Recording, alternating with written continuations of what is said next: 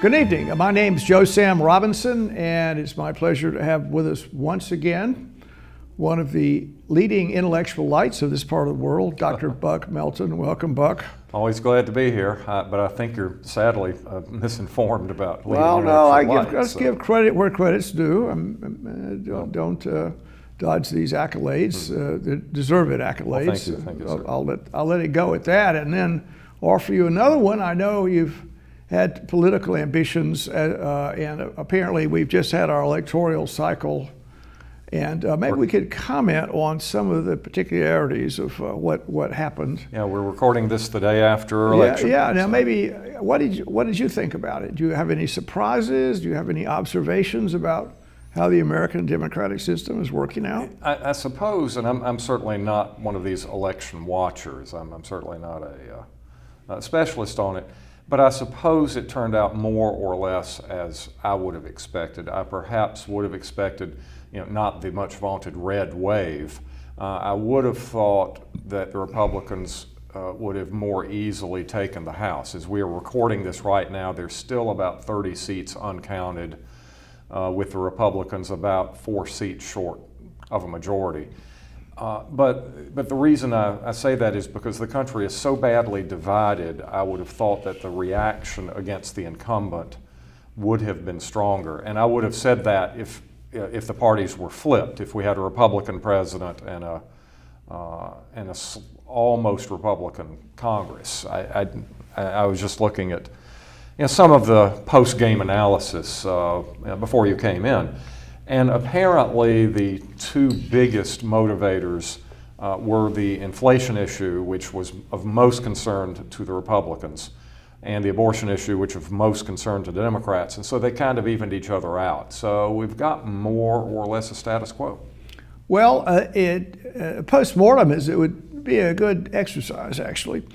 To me, just as an observer, it would appear that, and listening to the different kinds of pundits that said, well, the Republicans are going to really win handily, and all these issues are there. The wind is filling their sails, and we have these polls that basically are telling us the Republican wave is on the way, and it looks like the pollsters once again were wrong, the same way they've persistently been wrong in the past decade or so. They've made some bad calls in the last 8 or 10 So years. my understanding is they overcorrected.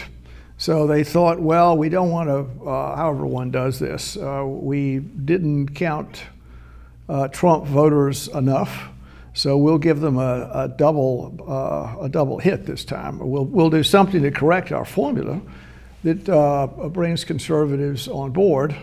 And it didn't work, did it? So that was one issue that resonated, I think, as to can you trust the pollsters in general or people that speculate about it? You have any thoughts about it? Well, it's not an exact science, obviously. It's more of a social science. And I think the polls are all over the place. And of course, some pollsters are in the pay of particular groups that are wishful thinking, want a particular result, and so I'm sure that factors into it.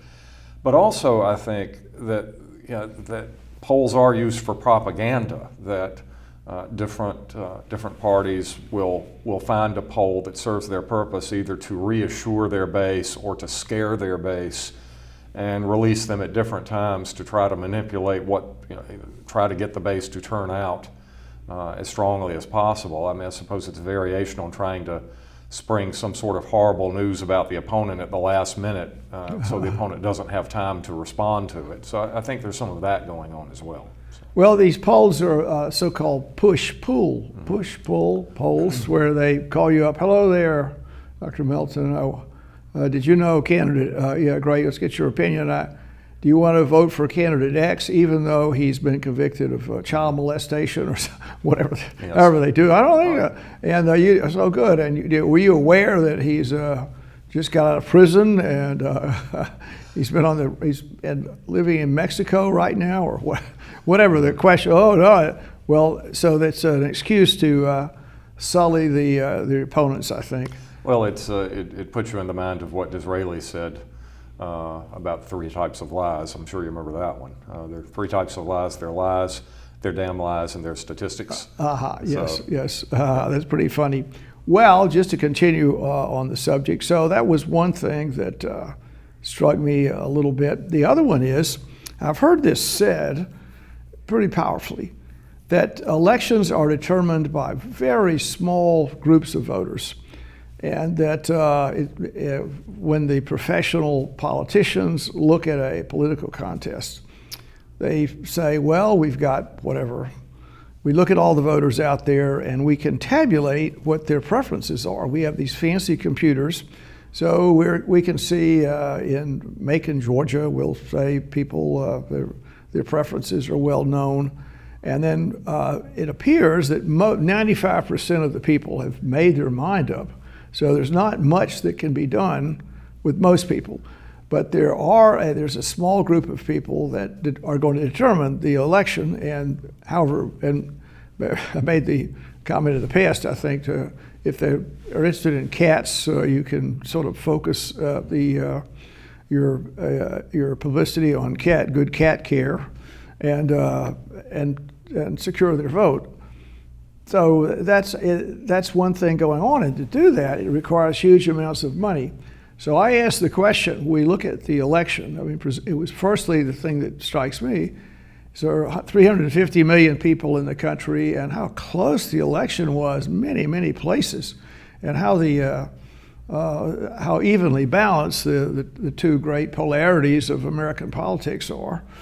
So that struck me. But then I asked the question, seemingly huge amounts of money went into this election. I think in Georgia, if I'm not mistaken, $250 million went into the electoral campaign here. That's my understanding too. And maybe the most expensive election ever in Georgia, and maybe one of the most, if not the most expensive statewide elections ever in the United States. So huge amounts of money, and the money, if I understand this, came predominantly from very wealthy people outside the state. Huge amounts of money, and then these huge amounts of money go to the pros from Dover that know all about how to win elections, allegedly, and they focus on this swing group of people, and that's supposedly what does the trick. And so that process is a little worrisome to me. Is that what happened? That they identified this swing voter, and they just prevail there with huge amounts of money? Well, I'm sure there's something to what you say. I wouldn't have any personal knowledge, and I think that this is the problem, that ultimately the pollsters and the PR people and the campaign managers, can't literally get into the brains or minds of every voter, so they have to do it statistically, and so I think they obviously do target the way that you've said. Now, how effective it is, I don't know. Obviously, the control of the United States Senate is really hinging on really 2 seats: Fetterman in Pennsylvania, and Fetterman and Oz in Pennsylvania, and Walker Warnock here in Georgia. So obviously, it's going to draw tremendous national attention. So, but if the campaign managers had all the answers, I think you'd usually get clear-cut results, but you also have to remember it's adversarial, that you've got presumably very smart people managing both the red and the blue side here. So, but ultimately, can you really read the minds of the voter? To a surprisingly great degree, you can, but can you slam dunk it? Obviously not, or I would not think so anyway. I do think, and this just seems to me to be common sense, but obviously either I'm missing something or the professionals are missing something.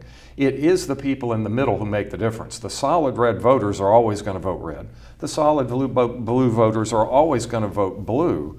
It's the people in the middle who are willing to listen to both sides, to look at their own personal situation and how it changes from year to year, that make the decision. And so it would seem to me that the safest course of action would be to play to the center. But you hear all the campaign rhetoric, they're not playing to the center. They seem to be going farther and farther to the extremes. Maybe it's that they figure if they target the unit, for instance, we'll take abortion as an example, target a demographic that is most likely to get abortions in the states where abortion rights are now most endangered, that you can motivate them more strongly than any other group and get them to turn out and vote. So, but I don't know. Well, it's quite a conundrum about how these things happen. Another question I will ask, or toss you a little football. The Georgia legislature passed a new voting law that supposedly makes things easier to vote, particularly with write-in votes and early voting, and indeed, millions of people did that, millions of people, and it's a whole new arrangement in regards to voting. And is that good or bad, and does it favor any particular group of people? If you have early voting, it sounds reasonable. I mean, do you have any thoughts about that? That's such a huge can of worms. I mean, does it favor someone? I'm sure it does. I'm not sure. I'm sure studies have been done to see if Democrats versus Republicans are more likely to do early voting, or it makes it easier for the Democratic demographic to be able to vote. I just don't know. I do think it raises some metaphysical questions. Why is it important that the will of the people, whatever the people is, the registered voter, be crystallized at exactly one specific moment in time, one particular day of 12 hours from 7 a.m. to 7 p.m.? And as our technology improves, could we not have sort of a rolling poll, assuming that the voters are both interested and informed? And so at some point, say 6 months in, if this rolling voting poll indicates that the current regime has lost the favor of the majority, then they get replaced by the shadow cabinet or what have you. Yes. I think we're in transition here. I think that a lot of our thoughts about voting are very old-fashioned, that they date back somewhere between 100 to 250 years. And given the age of really truly being able to reach out to communicate with the public 24/7, 365, and to have them to be able to register their opinion with you almost instantaneously, the old system of voting, I think, is on the way out. But I don't hear a lot of talk about this. I think it'll be another 50 or 100 years before we see developments in this direction. Well, we never know. A question I will ask, another question, is in regards to the early voters. There's something called ballot harvesting. In other words, presumably, and I don't know all the ins and outs of this, if you can just go visit a nursing home or visit, I don't know, a halfway house, whatever you want, or I don't know, whatever, a country club, we could throw that in. You can visit some place and just go door to door, table to table, and basically ask people to vote for your person. And a question I wonder is how much of that actually happened? Is that a common event? And I wonder, is there some kind of something slightly unseemly about that? Or is there not something unseemly about it? If you ask your friend, by the way, I'm dropping over for a little chat, and could you sign this, or we'll watch a football game together, and I brought something over for you to sign, and it sort of puts it in a way. It's something that would not be allowed in the voting booth. I mean, you're standing there to vote, and being suborned by anyone, it would be not appropriate and even legal. And then yet, if you're going person to person and asking people to sign votes, is that a good thing? And does it happen? And if so, how much? Well, let's start with the question of how does it happen? I'm put of the mind, and I'm sure I've talked about this before on this show at some point, but when I was a young undergraduate here at Mercer University, G. Gordon Liddy came to speak, and that was a very controversial thing at the time because he had just recently gotten out of prison and this sort of thing. And I must say, he was an absolutely charismatic public speaker. I had to sit there, and he was well prepared, and just as an audience member, fight to refute everything that he said because he's so good. But I remember one thing that he said, and it still stays with me, and I think that he spoke the truth. He said every 4 years, he was speaking specifically of the presidential race, but I think you can extrapolate. He said that every 4 years you have a contest for what is arguably the most powerful position in human history. Do you really think people are going to fight fair for that? That's the best answer I can give you about the ballot harvest. Yes. But I think there's a continuum. I mean, on the one hand, the idea inherent in Jacksonian common man democracy is, the more votes the better. That everybody who has to live under the system has got a stake in the system, and we ought to do all we can to enfranchise them. But on the other hand, of the other side of the spectrum continuum, I don't know, do they still close the package stores in Georgia on voting day? Well, I haven't been by a package store recently. Yeah. Okay, because remember several decades ago, the package stores would close because you'd be standing near the polls and you'd be handing out fifths to people to buy their vote. And so that's obviously looked down upon. So where on the continuum would it be? I mean, if I came over to your house and we had a discussion like we're having here in the studio, and I had a strong vested interest in whoever for a dog catcher, I'll say, have you looked at this guy? Have you thought about it? I know him. I think he's got a good record. Right, yes. Versus me trying to slip this in and, oh, by the way, did you sign this? When I'm clearly being fraudulent. Where on the spectrum that is. And if you talk about nursing homes, then you're dealing, I think, with a higher than average likelihood that some of those people are of compromised mentality and may not know, and that they are subject to duress or to undue influence. Does it happen? I would not put it past people according to the Liddy test. Do I personally know of it? No, but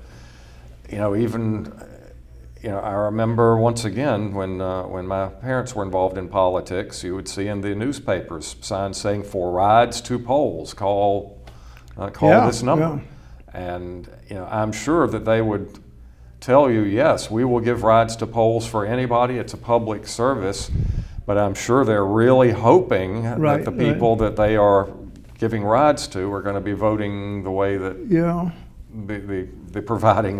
the providing candidate hopes. Well, so where does this fall on the list? I don't know. Another issue out there is what happens when someone incorrectly casts their ballot.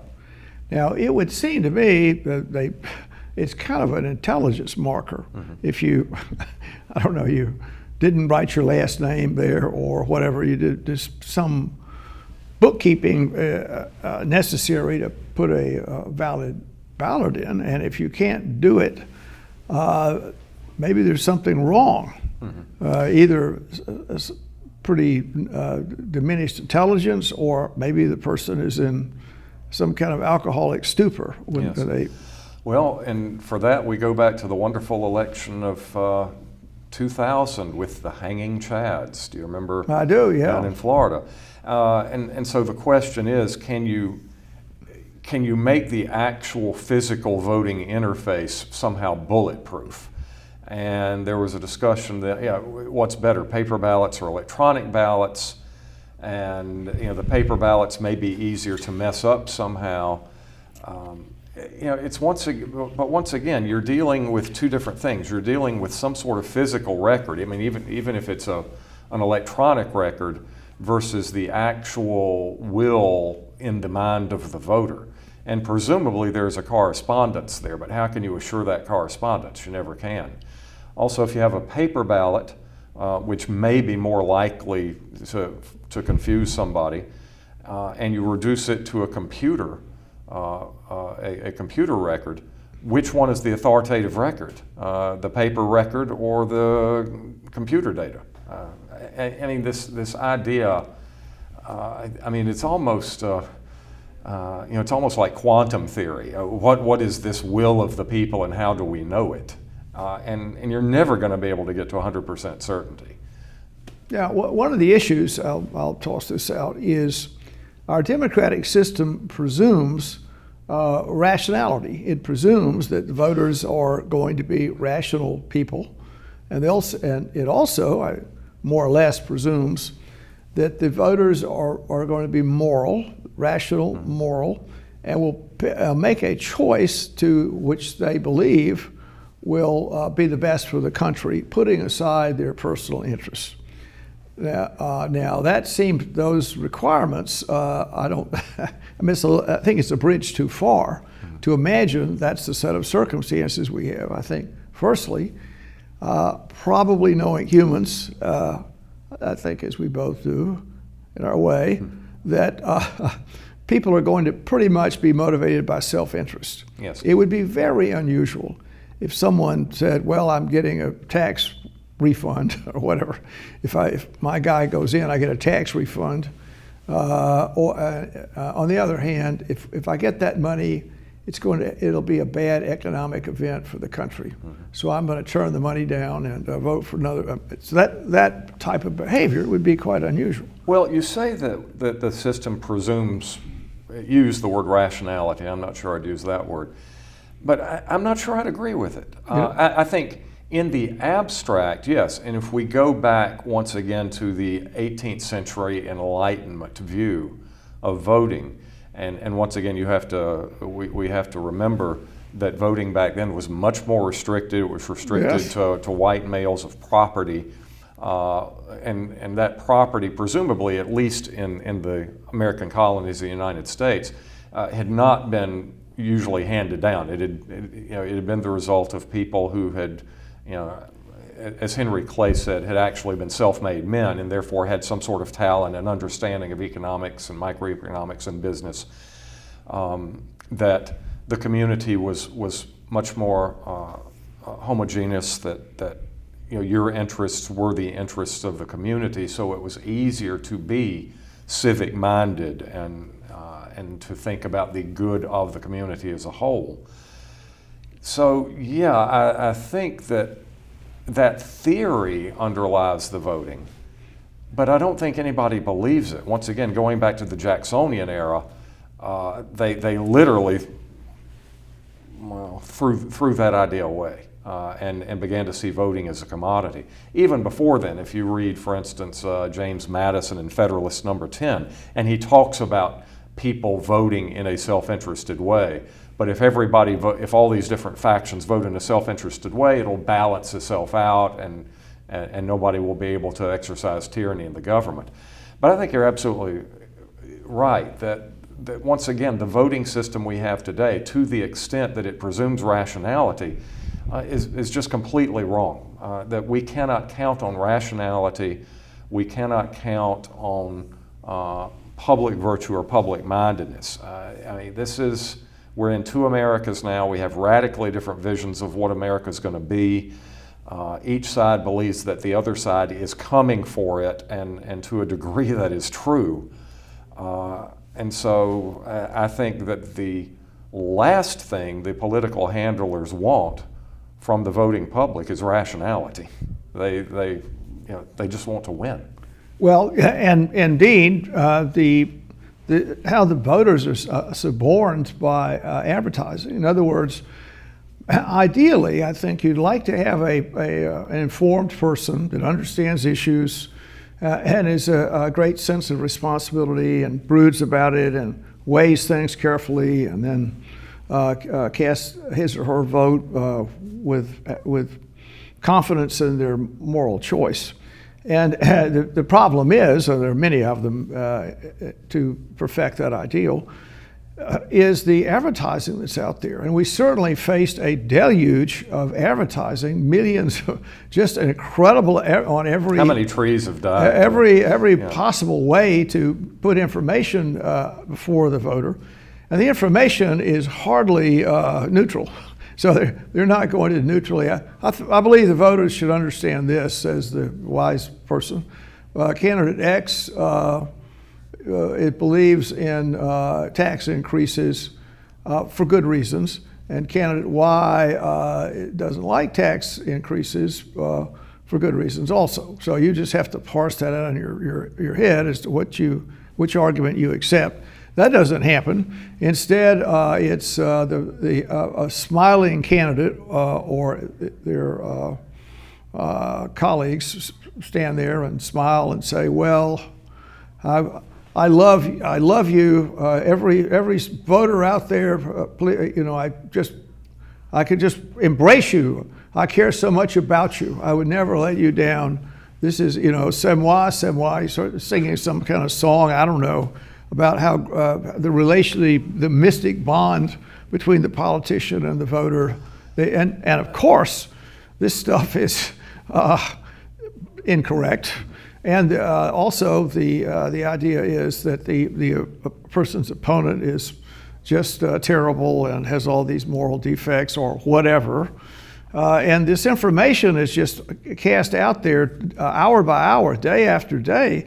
And it makes it very hard to have rational voters. And unfortunately, with a runoff in the offing, and possibly control of the U.S. Senate, possibly, I believe our fellow Georgians may be subjected to a terrible experience with thousands of millions of dollars in advertising directed their way night and day.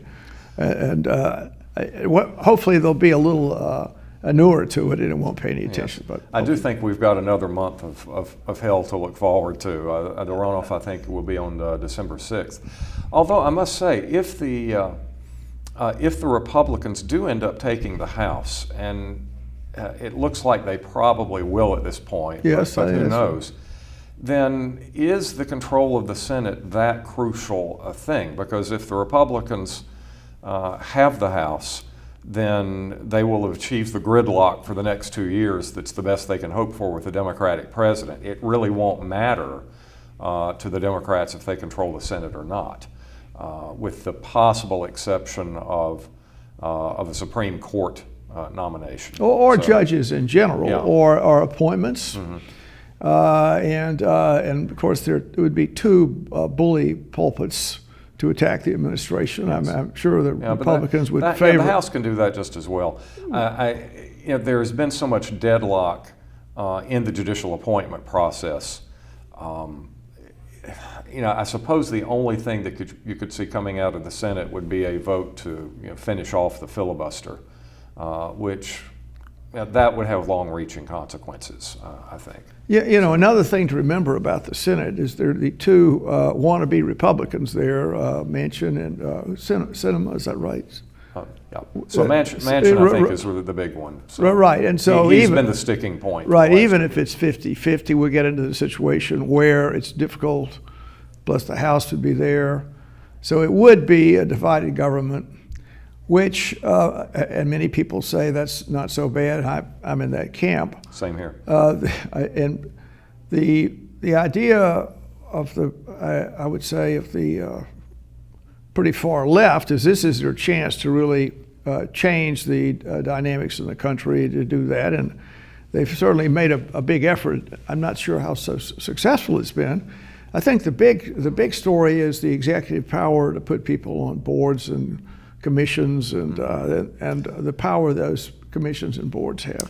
Well, I think if you pushed it farther than that, if they took, and even if the Democrats win, it will be razor thin. It will be 51 votes or 50 votes plus Kamala Harris.